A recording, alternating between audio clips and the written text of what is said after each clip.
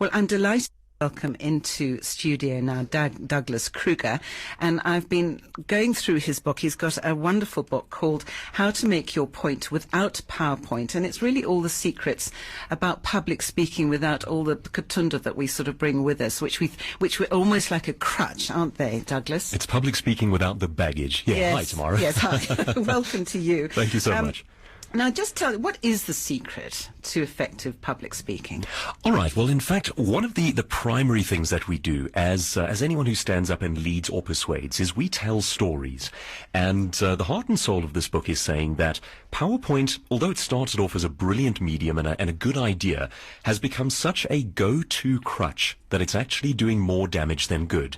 There are so many tools available to us in terms of how to engage and persuade a group of people. I mean, humanity has spent thousands of years studying how to do this. And, you know, if we think back on it, some of the most famous speeches in history, there were no accompaniments, there were no slides, there were no charts, there were no graphs, and if you actually, again, if you think back on it, how many famous speeches can you remember that referred to a graph on a slide? It is not the most effective or persuasive way to capture an audience's heart and soul. Do you think it's about delivering it correctly, though? Because as you're speaking, I'm thinking, okay, Winston Churchill, because you immediately know those lines because they've been played so often. We shall fight on the beaches. Yes, we shall fight on the landing grounds. No, they make me cry. It's dreadful. I complete sort of Then wet. I'll knock it off. But what he did was he learnt it off by heart, and he practiced in front of the mirror. But is that what we should all be doing? Well, actually, let's take Winston Churchill for just a second. And I mean, I do those two lines comically. We shall fight on the beaches. We shall fight on the landing grounds. But think about the rhythm in terms of his delivery there. He's taking a basic phrase and repeating it in ways that are hypnotic and mesmerizing. True. Now, that's something that we don't really study when we boot up PowerPoint and say, what do I do for graph number 1 or chart number 1? You're right. Yeah, it's not sexy, is it? Not at all. He's also painting mental imagery. I mean, we're talking beaches, we're talking fields, we're talking landing grounds, and he's appealing to the imagination. You know, I mean, the first argument we might bring against that is, sure, it was, over 70 years ago. But, I mean, take a look at or listen to one of Obama's newer speeches. Oh, wow. And just decipher the imagery and the amount of storytelling that goes into a speech even today. And again, there's a leader who's not using charts or graphs. Now, you see, that speech that Barack Obama made at Madiba's funeral. Yes, we can. Oh, yes. No, at Madiba. Now, that really just knocked everything else into a cocked hat, didn't it? Well, It absolutely. was just fantastic. Yeah. But how does he deliver something like that? Has he got notes? Is it coming up on a screen, or what's happening? Well, a couple of little insights into Obama's particular presenting. He actually has a scriptwriter. He doesn't write his speeches himself. Yes. And his scriptwriter is incredibly Give that man young. a raise. Yeah. When Obama started out, his scriptwriter was in his, I believe, mid to late 20s. So that's just an interesting little aside for you there. Yes. But generally speaking, he does speak with an auto cue. Now, the structure of my book, and I always do this, use this structure, it's 50 ways to. Yes. So this one is 50 ways to present without PowerPoint, and one of them is in fact how to use an auto cue, the way Obama does, and I reference him. But now there are many ways of using an auto cue. One of the reasons that we like to fall back on PowerPoint is we effectively use it as our notes. We're scared we're going to forget what we say, so we put it all up on the screen and we read it out to our audience. Now, there's a chapter in the book where I talk about the poor man's auto cue. And the title is perhaps a bit misleading because this is actually exceptionally clever, and I've done it before myself. What you do is you walk into your room and you take, say, your top 4 points that you want to deliver. And from the stage, from the speaking area where you will be delivering your message, look out in front of you. Now pick 4 things that you can use as mnemonic devices to remind you of your points. So, for example, you might look at the clock and that might remind you of the urgency, the timing behind the project you're going to speak about. What you don't want to do is, say, pick on someone in the audience, because if they get up and leave, you're in trouble. Yeah. So something that's a permanent fixture. But it's remarkable how easily you can structure and remember an in-depth presentation without slides. How interesting. Now, you've said here structures that replace slides, and you've got 15 here. Learn to speak well. There are plenty of people who are as bright as anything, but just do not deliver. Speak well. Do not speak well. Richard Branson is an unfortunate example of that. He's booked worldwide as a speaker, and it really is based on his persona, his history, what he's achieved. But he's not the world's best speaker. No. In fact, he's a little cringeworthy if you sit in the audience. It's not a well-delivered presentation. Yes. But he gets by on on the personality and the history and so on. Now, on the other side of that, and again, a gentleman who doesn't speak with slides, if you've been to a Clem Sunter presentation, oh, yes, any time over the last 10 years, he's mesmerizing, absolutely mesmerizing. And Clem does not use slides at all. And if you think about the complexity, the nature of the content that he delivers, I mean, he's talking about political movements around the world. He's talking about changes in industry. He's talking about incredibly complex data, but not a single slide. In fact, what he does, and this is one of the structures that I reference, is he uses, in his case, his latest speech is the one about the flags. So 60 minutes worth of intense, high-content speaking divided into 3 or 4 flags. Now, if you think about it, that's not hard to remember. You only need to remember your 3 major flags for things that we need to notice in the world around us. And then for each flag, you remember perhaps 2 or 3 stories or examples. And there you go, job done. Okay. He also speaks very naturally, and yes. I don't know whether you learn to do that, or it's something that one could learn to do. A Toastmaster might argue too naturally.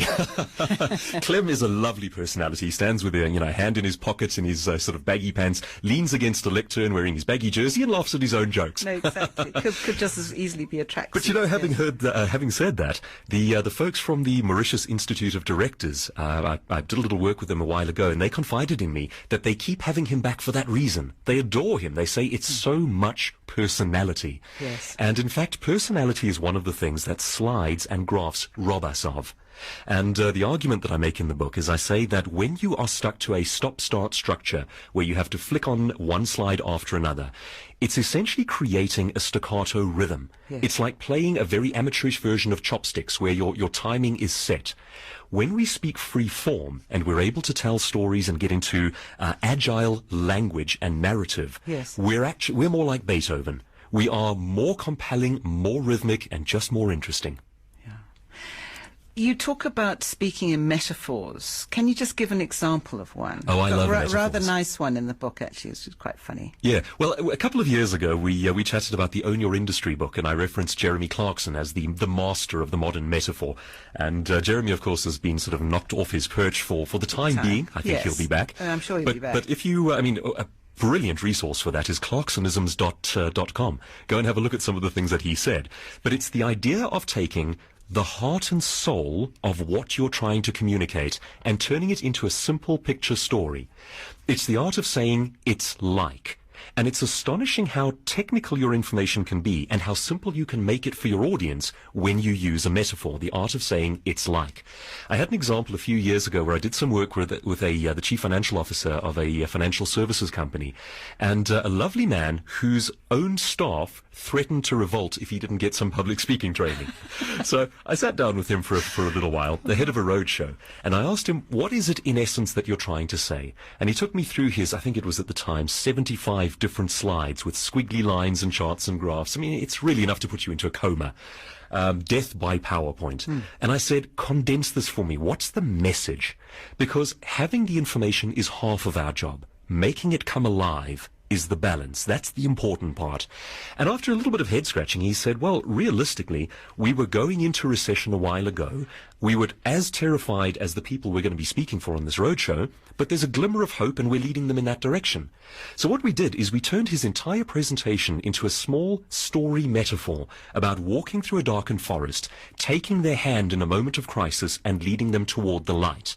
And he peppered it with a couple of poignant facts and figures that made the message come alive. But really it was about the idea that he was trying to communicate. That's the heart and soul of thought leadership. You're not supposed to be a journalist reporting stats. Yeah. You're supposed to be a thought leader creating a brand. And then to get all of the information out afterwards, he handed out handouts at the end. Exactly. Yeah. So you're not board rigid. Yeah, we tend to do it the other way around. We use the handouts as our slides. Yeah. No, it sounded like a very good story, that. And can you imagine being that chap who can't? Are you called in much by companies who say, look, we've got this speaker, but he's just not coming up to scratch. Everyone's losing the will to live. You know, can you come up in and help? Do you? I don't actually bill myself as a presentation skills coach or trainer. Yes. Predominantly what I do is I actually speak at conferences, so 60-minute keynote presentations, which of course means that I get to see all the disasters. I live in a world of death by PowerPoint. And of course, I've made a lot of the mistakes myself. So I have a sense for what works and what doesn't. I do relatively high-end coaching these days, so leadership teams and so on. But as I say, I don't actually bill myself as a presentation skills coach per se. Do you advocate audience participation at all? That's an interesting and complex question. Yes and no. Here's the no. You've got to be sure about it. Well, no, I'll take a different path on that one. Okay. The no for me is anything that glorifies the speaker.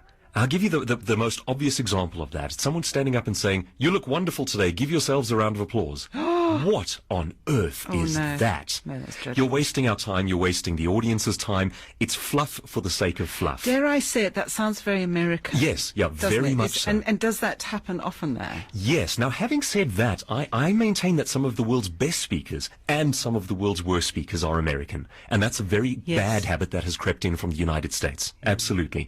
So when we talk about audience participation, yes, if it's done in a classy way. For example, and here's the simplest one, but it's very powerful, just the use of hypothetical questions.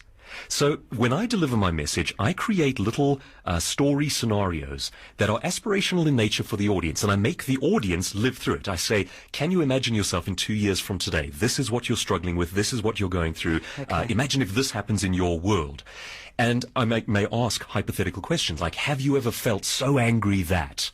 Now, that's audience participation. But you're not asking them to raise their hands. I don't want them to stand on their chairs, jump up and down, massage the person next to them. Oh, for heaven's sake. I hate that myself, so I won't do it to my audiences. Yes. No, well, that makes great sense. And I have to say that it looks like a really good, really useful book for those people who are who need to get up and speak in public.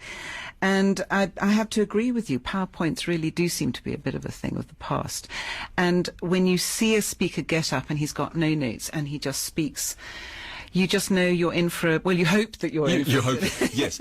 There's obviously a qualification there, which is, are they good at what they do? And that's why my solution number one to speaking without PowerPoint is, and it sounds very simple, simplistic even, be a good speaker.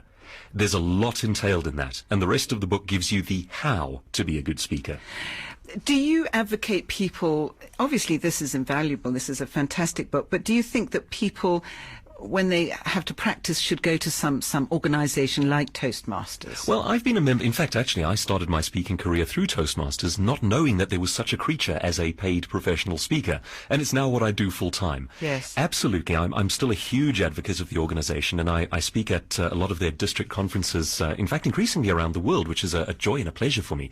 I think the great benefit of Toastmasters is what one of the Toastmasters past world champions, Craig Valentine, calls the three things that you need most in life, which is stage time, stage time, stage time. It's the opportunity to just get up and speak. And it's amazing how quickly you can become proficient with a lot of practice, and how bad you can be at something without the practice. And just a sort of a silly little sideline note, for no particular reason, just because I wanted to, I've been trying to learn Spanish recently, and I'm astonished at how hard it is to be proficient in something that you don't get to practice every day. And coming back to things like reading a book in English or standing up and speaking in front of an audience, which I've been doing for 13 years now, I realize how hard won proficiency is. And I think one of the downsides to public speaking is that the only time most people ever get to practice is live in front of an audience. You're right. Yeah, and that's not the same thing as deliberate practice. There's an equation that talks about how talent works. And deliberate practice is really when you break something down into its small components and build it back up again and do it over and over and over again. Now, that's missing for most people in the equation for talent when speaking in public. They never get the chance to do it, as it were, offline. So there are exercises you can do, speaking in front of a mirror and so on, but nothing is quite as valuable as having, say, a Toastmasters club or a real audience to actually speak to. Yeah. Well, it's fascinating. Douglas Kruger, thank you so much. Now, is there any way that people can get hold of you or look at a website that you may have? Yeah, for sure. If you'd like to actually watch me do a presentation or read any of my articles and so on, it's www.douglaskruger.co.za. There's a little newsletter that you can sign up for if you want. It's called Your Monday Morning Motivator, from amateur to expert, become the greatest in your game. There you are. He said dramatically. Okay. And also Twitter at Douglas Kruger. Fantastic. Well, the book is called How to Make Your Point Without PowerPoint. It's published by Penguin. And I do thank you. Nice to see you again, Douglas. Lovely. You too. Thank you.